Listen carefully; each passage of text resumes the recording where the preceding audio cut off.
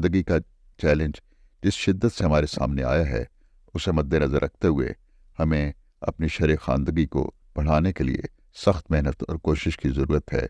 इस गरज से हमें बच्चों को स्कूलों तक रसाई देने, वालिदैन को शऊर व आगाही फराहम करने और तालीमी अखराजात में कमी करने की ज़रूरत है।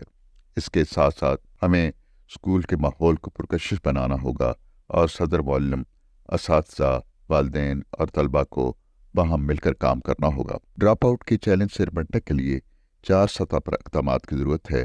पहली सतह पर यह रियासत की ज़िम्मेदारी है कि वो इस मसले के हल के लिए संजीदा इक़दामात करे, तालीम के फ़ंड्स में इजाफ़ा करे, मुआशी लिहाज से कमज़ोर बच्चों की माली मुआवनत की जाए।